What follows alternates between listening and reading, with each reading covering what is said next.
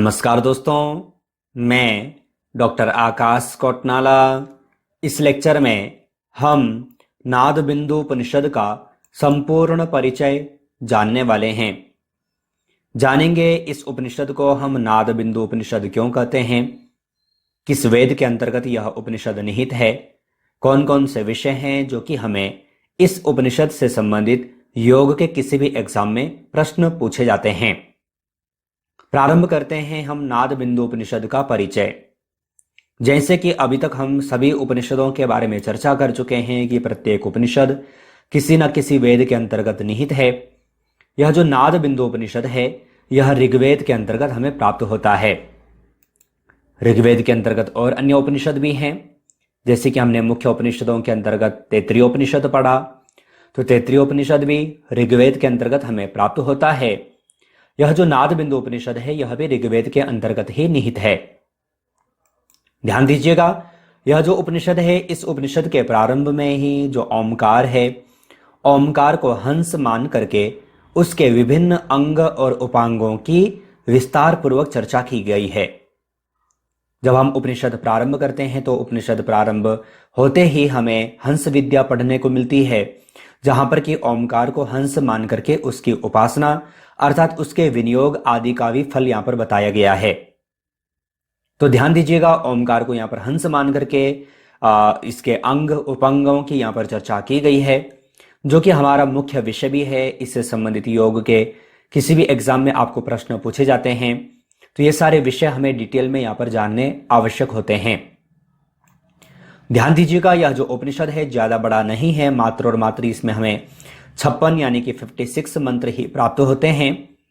अन्य उपनिषदों की जब हमने चर्चा की तो वहां पर भी हमने देखा, तो उसके अनुसार अगर जो हम नाद बिंदु उपनिषद को देखें तो ज्यादा बड़ा उपनिषद नहीं है, मात्र हमें यहाँ पर 56 मंत्र ही यहाँ पर पढ़ने को मिलते हैं। यहाँ पर अध्याय, यहाँ पर वल्लियां या फिर खंड आदि यहाँ पर हमें प्राप्त नहीं होते।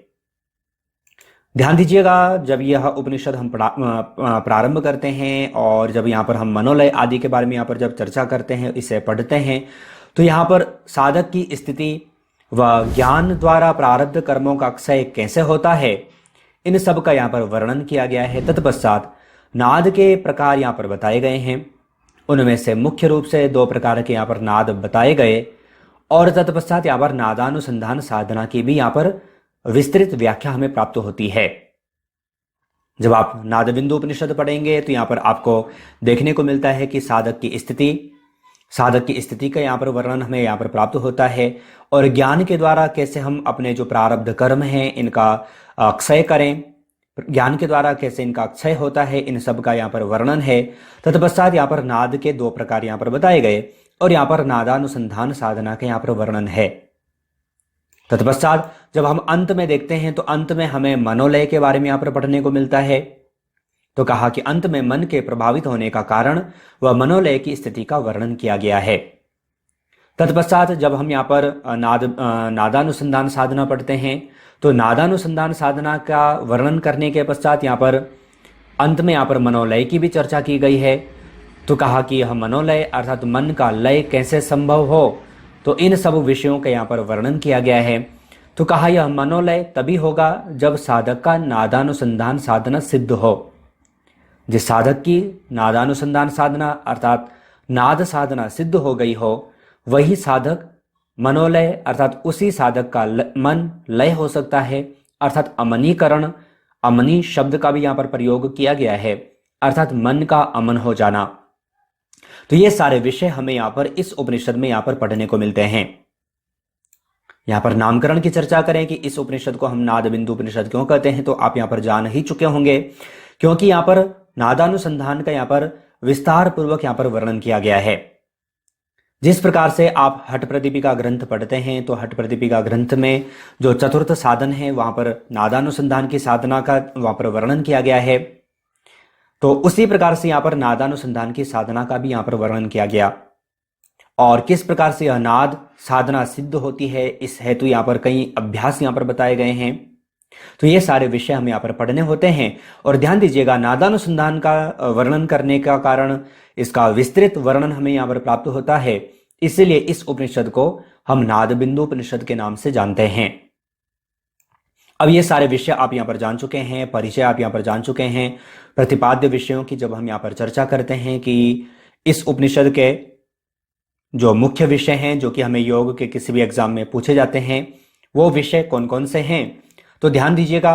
हंस विद्या यहाँ पर पूछी जाती है। हंस विद्या प्रारंभ में ही यहाँ पर वर्णन है। तत्पश्चात ओमकार की 12 मात्राएं, तो प्रथम ओमकार की 4 मात्राओं का वर्णन किया, तत्पश्चात प्रत्येक की 3-3 मात्राएं, इस प्रकार से यहाँ पर 12 मात्राएं होती हैं। और उन मात्राओं में अगर जो उन मात्राओं की साधना करने के पश्चात अगर जो किसी भी साधक का प्राणों का लय हो जाता है, यानी कि प्राणों का विनियोग हो जाता है, प्राण छूट जाते हैं, तो उसका प्रतिफल क्या प्राप्त होता है, ये सारे विषय यहाँ पर हमें प्राप्त होते हैं। और ध्यान दीजिएगा, ये सारे विषय आपको एप्लीकेशन पर कोर्स के माध्यम से PDF में आपको दिए गए हैं। आप वहां पर जाकर के इन विषयों को अच्छे ढंग से समझ सकते हैं। इन सब का लिंक आपको वीडियो के डिस्क्रिप्शन बॉक्स में मिल जाएगा।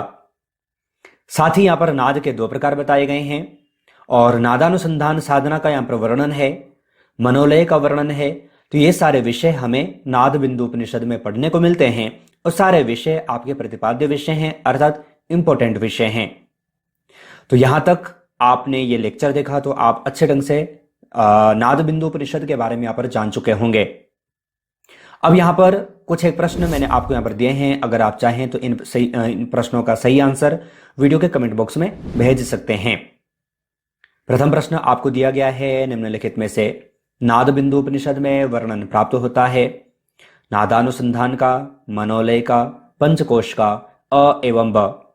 तो इन प्रश्नों यानी कि इन 4 ऑप्शन में से सही ऑप्शन कौन सा है, सही आंसर क्या है, तो आप छांट करके वीडियो के कमेंट बॉक्स में भेजिएगा। दूसरे प्रश्न की ओर चलें। नाद बिंदु उपनिषद निम्नलिखित में से किस वेद से संबंधित है? कृष्ण यजुर्वेद, ऋग्वेद, अथर्ववेद या फिर कोई नहीं? तो इस प्रश्न का भी सही आंसर क्या है, आप छांट करके वीडियो के कमेंट बॉक्स में भेजिएगा। तीसरे प्रश्न की ओर चलें। योग कुंडली उपनिषद में ब्रह्म प्राप्ति के उपायों का वर्णन किस अध्याय में है? प्रथम, द्वितीय या फिर तृतीय या फिर चतुर्थ? योग कुंडली उपनिषद के बारे में यहाँ पर पूछा गया है। इससे संबंधित लेक्चर आपको चैनल पर दिया गया है, आप सही आंसर छांट करके वीडियो के कमेंट बॉक्स में भेजिएगा। चौथे प्रश्न की ओर चलें। निम्नलिखित में से नाद बिंदु उपनिषद में किसको हंस कहा गया है? ब्रह्म को कहा है या फिर आत्मा को या फिर उपरोक्त दोनों या फिर कोई नहीं? तो इस प्रश्न का भी सही आंसर क्या है, आप छांट करके वीडियो के कमेंट बॉक्स में भेजिएगा। इस लेक्चर में हमने नाद बिंदु उपनिषद के बारे में चर्चा की। आशा है यह लेक्चर आपके लिए यूजफुल रहा हो। अगर यूजफुल था तो आप वीडियो को लाइक जरूर कीजिएगा। इस लेक्चर में इतना ही। अन्य लेक्चर्स के साथ आप सभी से पुनः मुलाकात होगी, लेकिन तब तक आप अपना और अपनी फैमिली का बहुत ख्याल रखिएगा। बाय।